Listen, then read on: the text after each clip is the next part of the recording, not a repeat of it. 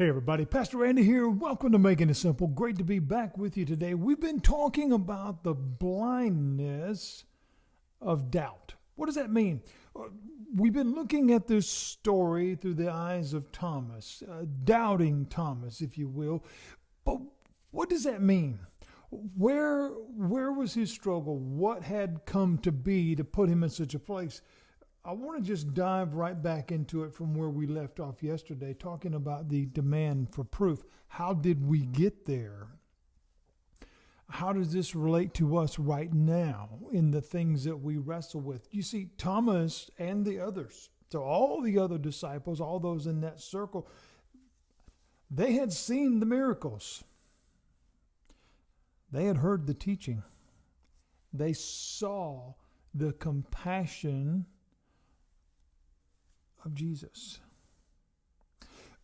But the minute that he was gone, or at least that they thought that he was gone, and when I say gone, I mean gone. They thought he was truly dead, never coming back, even though he had said 3 days later.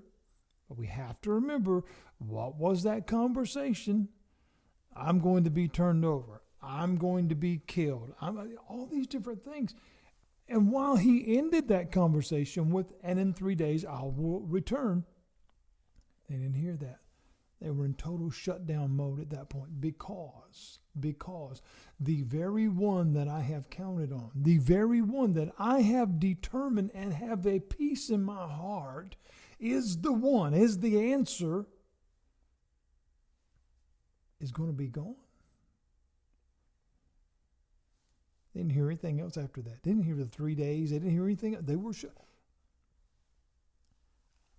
How easy is it for us to respond the same way? When everything seemed to be over, when all hope was gone, the very one that we counted on, the very one that we thought was the answer, they all fell apart. They all fell apart. They abandoned him. As this was going on, Peter denied him. And now Thomas is saying, you're telling me that he's back? If I don't see it for myself, I'm not believing nothing. So here we find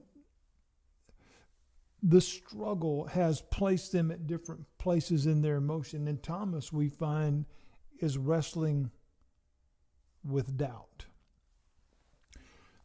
You may be saying today, well, Pastor, I'll be honest with you, I have a lot of doubts myself because I don't understand this or I don't understand that, or I've heard things for how many ever years and none of it makes any sense. Here's the beautiful part about the story of Thomas. Here's the beautiful part about understanding the Bible, understanding Scripture, friends. It is not as plain as the words on the paper. It is about finding the meaning behind the story. What is God saying to us? And sometimes if we only stay at the surface, and I am absolutely not talking about deep theology. I am not talking about, diving into the Hebrew and this. And I'm not discounting those things, but I'm talking about the heart of the believer. In Acts chapter 14, as the disciples and Paul and different ones are teaching, I love this line because it says, and God knows the heart. See, that's really what it comes down to. Jesus often spoke of, do you believe? Because that's what I'm looking for. Your faith has made you well. You really believed it.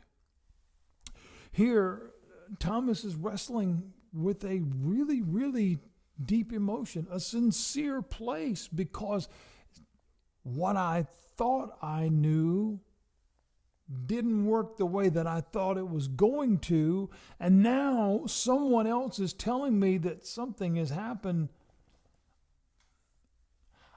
I'm not sure I can allow myself to go back to that place of faith and hope and all this other stuff while then answering some questions first. Someone is saying, that's me. I want to believe. It's like the Father told Jesus, I believe, but help my unbelief. Here, Thomas is wrestling with this, and here's what's beautiful. Jesus met him there. Jesus met him there. He met him where he was. He responded to Thomas's need in that moment. And how he responded is awesome. He didn't kick the door down. He didn't fuss at him. He didn't correct him. He didn't give him a punishment. He didn't put him in the corner. He didn't kick him out. He talked to him. He walked over to him and he said, put your finger in my hand. Put your hand in my side. Jesus gave him the clarity of where he was, but it also provided a clarity that that's not where I want you to stay. He showed him, this is where you are, and you need some work. You got to grow in your faith. He tells him, don't be faithless. Don't be faithless. In other words, one without hope, one without vision or foresight, but rather believe. What was Jesus saying in that statement? Don't be faithless, but believe. Don't be faithless. Don't be with one that has no hope. Don't be with one that has a vision, but believe. In other words, what he was saying is, trust me. Trust me. We can do this. I hope that speaks to somebody right now. Because doubt and questions and all these different things, friends, every single one of us, if we are honest, could be Thomas. I want to believe it. I kind of believe it. But man, I just don't know. The relationship with Christ, this statement, don't be faithless. Okay? Faithless. The absence of something. And see, when something is missing, there's an opportunity for something to replace what's missing, something to fill that void. Oftentimes in life, we find different items trying to fill a void, but none of it works but the right thing. You know, it's like patching a road. You can put sand, you can put gravel, you can put this, that, whatever. You can do all these different things to patch the hole in the road, but patch is the key word because it doesn't last. You have to put the right material in for it to be able to solidify, for it to truly fill the hole, and for it to be able to take the impact of the vehicles driving over it. In our life, there are emotional boundaries and settings and all these different things, and we try to fill those voids with all kinds of stuff. And a lot of times what that leads to is dependency, addiction, frustration, everything, which sometimes leads to quitting. Jesus said, don't do that. Don't do that. Now, that is not in a corrective tone, but a compassionate tone. Don't do that because it won't lead you to a better place. What I want you to do is believe. Believe. Because faith with belief equates the meaning of faith, which we talked about in a prior lesson. Faith meaning unflagging trust. I just believe it because I trust Him. I did not say I understand it all. And for those of you who say they got it all figured out, and those who try to teach, I know this, I know. Friends, don't listen to that stuff.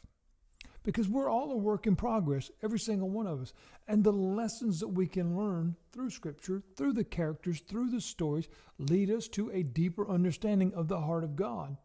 And that's all He's asking us to do. He is not asking us to become biblical experts and all these, He just wants you to believe. Because when you believe,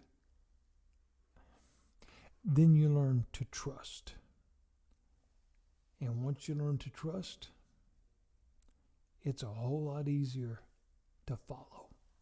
God bless you. I'll be back tomorrow with another lesson right here at Making It Simple.